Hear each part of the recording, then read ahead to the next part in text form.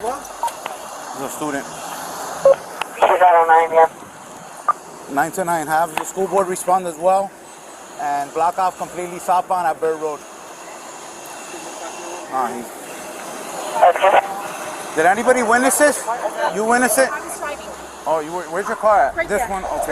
That's 38-year-old Veronica de la Vega. She wasn't just a witness. She was the driver of the black Cadillac Escalade involved in the accident. Veronica is an attorney and a former assistant public defender in Miami-Dade County, Florida, where she served for over a decade. She's also married to one of the biggest realtors in Miami, Daniel de la Vega, who has built one of the most successful property companies in the area. That was her husband's SUV that she was driving at the time, and it was clear from the start that she was suffering some kind of shock.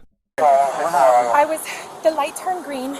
I went to make a left. I looked this way to make sure from there. Okay. I looked this way to make sure that there were no cars coming, and I guess he was crossing the street.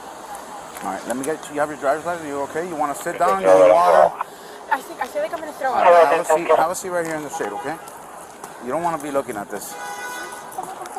It's okay. It's okay. Have a seat. While Veronica was being comforted by one officer, medical professionals were desperately trying to keep Daniel alive. But he had already lost a lot of blood, and his condition was deteriorating by the second. With Daniel in the best possible hands, officers were left with the task of finding out if this was a tragic accident or whether there were other circumstances to be taken into account. What's going on?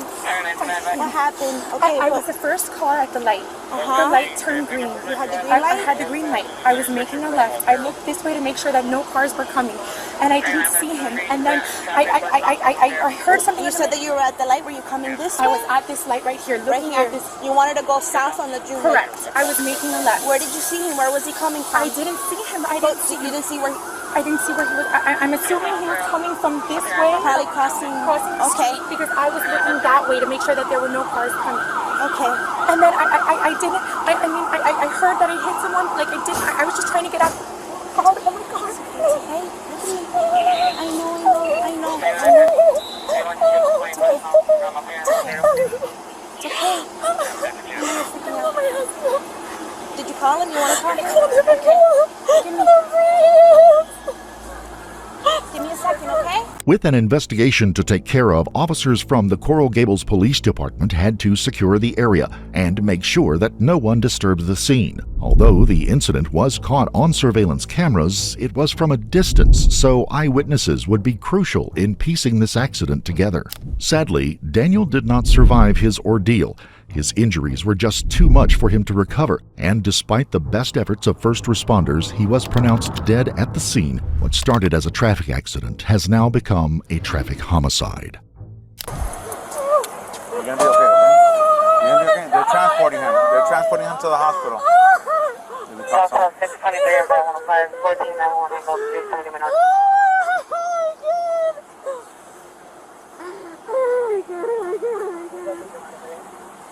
I know from St. Louis. Oh, yeah. Oh my God. Where's your husband coming from? Yeah, the AC on. 14, 911, 370 You Menorca. want to get water or anything here? Get some water. No water. You're just coming from the gym over here?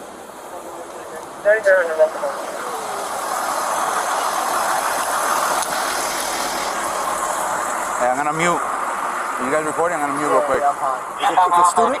Yeah. 45? Yeah. Student, bro. You know they're going to need a living room to start traveling that way. She's a parent at St. Thomas. She's going crazy, waiting for us. What do we know so far? Is it a student? He's a student? Yeah. They got a post, but they're not going to be able to.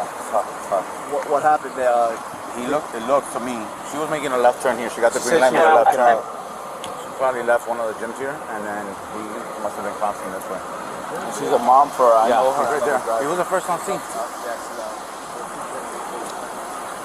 He has a phone. He has a phone. I don't know if you guys want to go through his book bag to look at his ID. But this was not an isolated incident in Coral Gables, and the problem was getting worse. On to a catastrophic crash here in Coral Gables. A pedestrian pinned up against a wall after a driver loses control. Right now at 5:30, a catastrophic crash shutting down busy US 1 in Coral Gables early this morning. Detectives discovered this car some 24 hours after a bicyclist was struck and left to die in the westbound lanes of Bird Road just before 3:15 Thursday morning. In the first 4 months of 2024, there were almost 800 traffic accidents, many involving pedestrians or cyclists. Daniel would be one of 4 people who lost their lives in those first 4 months alone in accidents just like the one Veronica had experienced. One of the officers had been involved in some of those other 800 traffic accidents. That was Officer Garcia of the Coral Gables Traffic Homicide Unit, and he was soon on the scene to try to make sense of this terrible tragedy. So just a quick question, okay? I'm going to be in charge of the crash report, the incident report, and the entire traffic homicide report as well, okay? I'm doing all aspects of the investigation. The first thing that I need to do with you is just speak about the accident, okay? It's not a criminal investigation. It's a traffic crash investigation. It's not criminal in nature, okay? Knowing that, I know your attorney's already here. Are you willing to talk to us about the crash itself, just the facts of the crash? Okay, I'll go talk to him right now, okay? And then if not, we can do it with him. I don't mind doing it. I just wanted to get that from. Just give me a few minutes. Although Officer Garcia had been assigned to plenty of traffic accidents just like this one, it's not every traffic accident that an attorney arrives on the scene to represent their client before they've said a word to police. Hello, sir. Hi, guys. I'm Officer Garcia. How are you? David, welcome. Are you representing the driver? Okay. How's she doing? She's a little distraught. It's understandable. Yeah. I need to speak to her about the crash itself. Okay, that is not a criminal matter. It's not a criminal investigation. I asked her if she was willing to speak to me without you there, just for the crash, and she said that she wanted for you to be present. Okay, that's perfectly fine. I don't mind doing that. What I'm saying is the interview that I'm going to do now is only about the crash. Okay, so I want to know if we're in agreement that's protected and it can't be used against her. If in the event you decide, which hopefully you won't, that it's a criminal investigation. Correct. And we'll agree to that. And driver's privilege at crash, right? So I want to find the. She doesn't. I don't. 22. Fucking scooters. You gotta outlaw. You gotta outlaw those all the time. How many times are you driving and all of a sudden you almost kill somebody? We do traffic homicide. We see it all the time. And they're like bugs. They treat them like bugs. With her legal representative by her side, Veronica was ready to face Officer Garcia and give him her version of events from earlier that morning and how she didn't realize what was happening until it was too late. Can you please tell me where you're coming from? I was stopped at the light right there. I was the first car at the light of the June. On Altara? And Altara. So you were facing I was in this facing direction, Coral Gables westbound? Yes. Okay. At a complete stop. So you had a red light. Nobody in front of you. Okay. And then what happened? The light turned green and it started to go. The cars to my left were stopped. The cars that were facing north were stopped. So vehicles on the southbound lane, on the northbound lane of Lejeune were stopped? They were stopped. Okay. So I looked to the But right. when you said to the left of you, is that the vehicles on Lejeune or vehicles on Altara? The vehicles that were stopped at the light on Lejeune. So the vehicles on the 2 lanes of Lejeune were at a complete stop? Yes. Okay. So I looked to the right as I was turning to make sure that no cars were coming towards me. And then I hit him. I don't know. I don't know. I don't remember exactly where I was. I know I was facing this way, south, and that's it. Then I pulled to the side. At what point did you first see him? I didn't see him. You never saw him at I all? never saw him. So I never saw what him. alerted you that something was wrong? Well, first I heard the front of my car, the thump, and then You heard an impact? I heard an impact. Okay. And then I felt my car go over something. Take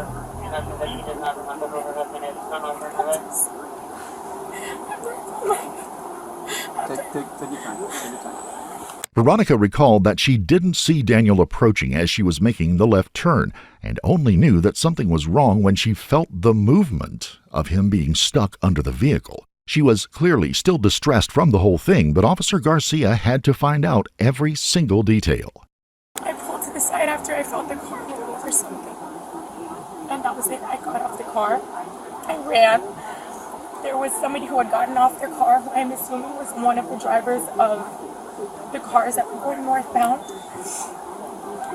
He was already on the phone. I ran back to find my phone in my car. I grabbed it, but he was already calling 911. I was screaming at him. Do you recall if you ever dialed 911 on your phone?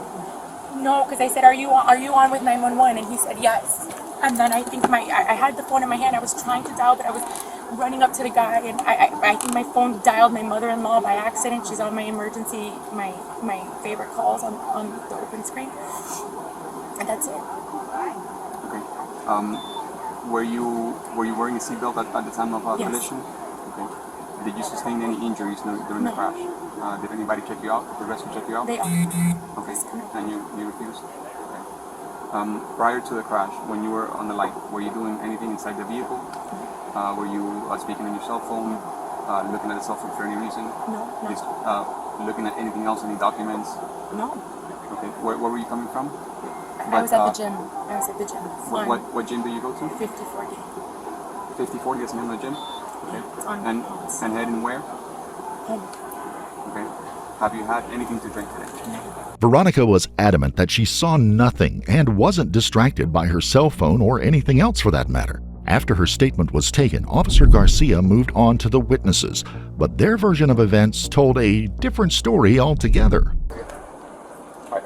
Can you please tell me where were you when you saw the crash? I'm going to give you everything that I know as a fact. I'm not going to speculate too much. I was coming north on Ponce, coming out of here. On which lane? On the outer lane. So on the next to the sidewalk? Next to the sidewalk. Okay. And I pulled up to the stoplight. It was red. Okay.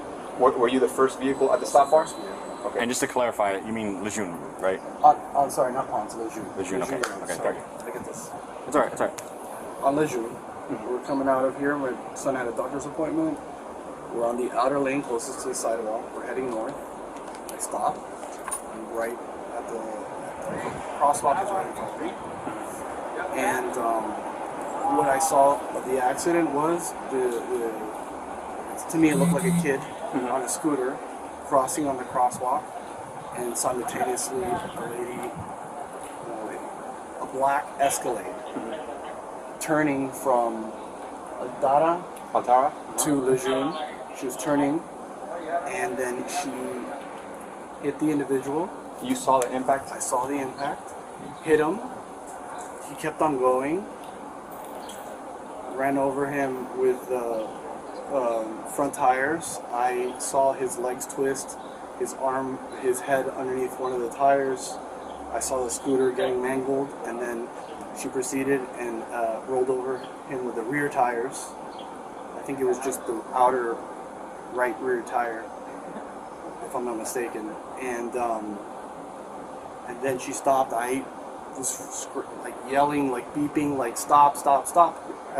Once the impact hit, I was beeping at her, like stop, stop, stop. Obviously my window was down, it happened so quickly. I put the car in park, opened the door, came out because there was cars coming to stop them. That was witness number 1, Patrick, who watched the whole thing unfold before his eyes. He claimed that he had to shout at Veronica to get her attention and try to get her to stop, as it appeared she hadn't realized what was happening at the time. When you were stopped on the northbound outside lane, Yes. did you have? There's another lane to your left. I didn't see a car. It was pretty clear. I saw. So there was nothing obstructing your view of the incident? No, because I saw that hit, I saw the front tires, I saw him roll under the car, and I saw the back tire. So I saw so much movement and torsion of the body that it couldn't have been obstructed. My wife didn't see the initial hit, and she was looking down, working or something. She heard me yelling, stop, stop, stop, looked up, and I think then she just saw the vehicle. I don't think she was able to see anything from her vantage point. Okay. But I have my side window, I have the front window and side window, so I was able to see much more. Do you recall seeing the pedestrian crosswalk, the sign? No. I would love to say it was green or red. No. But you don't recall? I don't recall the color. I know that I had a red. Is there any other information that you might think is important that I haven't asked you about? I think hitting somebody that's 100 and something pounds in a metal scooter and having initial contact, not stopping and keep on going and going over with the front tires on a long vehicle and then reaching to hit them with the back tires and then still continuing a little bit, to me, that is somebody that wasn't paying attention. She came out of the car. I did see the person that was driving the vehicle, and she was completely didn't know what had happened. In the car was Patrick with a second witness who was also his wife, Sasha, and even though she was in the passenger seat, she knew something terrible had just happened. We are conducting an interview for case number 2400-1610. Can you please tell me from your point of view what happened? Yeah, so from my point of view, I was in the car. I was on the passenger side. My husband was driving. My husband yelled. So I didn't yell. From what I saw, there was a black Cadillac Escalade turning. There was something under it. Looked like a body. And she just kept going until she got to about here. Runs over it twice, and then she kind of went a little bit further, and then he was by then my husband had already stopped the car and had popped out. So you were sitting inside your vehicle, correct? Yeah. Where were you sitting specifically passenger inside? side. From passenger? Yeah, from passenger. And your vehicle was at a complete stop? Yeah, we were stopped we had a red light. Okay. Do you remember what lane you were on? Yeah, we were in the lane closest to the right. So the sidewalk is right next to your right-hand The side? sidewalk is right next to and the you have right-hand another lane to the left? Yes. Okay. Do you recall if there was any other vehicles between your vehicle and the Escalade as it was making the left turn? I believe there was. I believe there was another one, yeah. Did you see the initial impact? I did not see the initial impact. What is the first thing that you recall seeing? The black Escalade. The first thing I saw was the black Escalade. So you saw it as it was going in front of you? Because if it's going in front of you? It was like there, my car. So like more so on my husband's side. But did you see the black Escalade before impact or after impact? After impact. Okay. So you first noticed the Escalade after the impact took place? Yeah. And what was the first thing that you remember as you saw the Escalade? The first thing I saw was the Escalade and then my husband yelling, oh my God, and then you saw something underneath it. Sasha also alleged that Daniel had been dragged under both the front and back tires of the Cadillac Escalade before the vehicle came to a stop, which had left him with devastating injuries that would eventually take his life. Okay. Did your husband yelling alert you to look up and look in that direction? Yeah. Okay. And I think he was also trying to honk, but I don't think he was quite getting that out. He was like, oh my God, she's hitting someone. And then that's when I noticed. Did you exit the vehicle at any point? I did. Okay. I did, because my husband exited and ran out, and so we're in the right lane. I was like, oh my God, do I go out and help him? But we also have my child in the car, so I knew I couldn't just, exit and I didn't want to leave the car right on the June, so I actually turned it right. There was a car in that meter, so I parked right behind it. And you remained with your child in the vehicle? Yeah. Okay. Yeah. Can you recall any information that you can think of that might be able to assist us? Did you see any other witnesses or? There was definitely other people on the sidewalk with my husband. You just saw I called 911 also. Okay. As I was getting out, I quickly called 911. She told me that she thought there was other vehicles already on the way, and I said, please hurry, because it looked like there was a lot of blood already pooling around him. So I told her, please hurry, because it didn't look good. And she told me, I think there's already vehicles on the way. And you saw him, he wasn't really moving at all. Like right in the middle. And then my husband was already there at that point. And he just didn't look like he was moving. Thank you for staying and thank you for helping out with your story. I really appreciate it. Okay. But there was much more to this case than Veronica was letting on to investigators, and there was vital information she neglected to tell the police at the scene. Not only was she driving without any insurance, she hadn't renewed her driver's license since 2020, meaning she had been driving illegally for years. Veronica de la Vega was charged with failure to use care, a traffic violation, and second-degree misdemeanor of driving with an expired license. Her case went to court in January of 2025, where she pled no contest. That would mean Veronica neither admitted nor denied guilt, but accepted the incident took place. She was facing possible jail time, maybe even 2 months or so behind bars, unless her lawyer could convince the court that the accident was unavoidable and nothing more than a tragic accident that Veronica had been involved in. But Daniel's parents were seeking justice, and they believed Veronica should be held accountable for the events of March 4th, 2024. But the verdict that was read out on Thursday, the 9th of January, caused outrage for the community of Coral Gables. Veronica de la Vega was found guilty and sentenced to 6 months probation and 500 hours of community service. She managed to escape the maximum sentence of 60 days in jail, and Daniel's mother, Susan, wasn't shy about voicing her opinions on the verdict when she spoke to the press and asked them, how could a lawyer, a mother, a community member drive knowingly with an expired license and not be carefully watching the road in front of her? Several weeks after the verdict, new surveillance video was released that showed the accident in full and prompted Daniel's parents to consider taking further action against Veronica de la Vega. Ironically, Veronica renewed her license only days after the accident. Residents of Coral Gables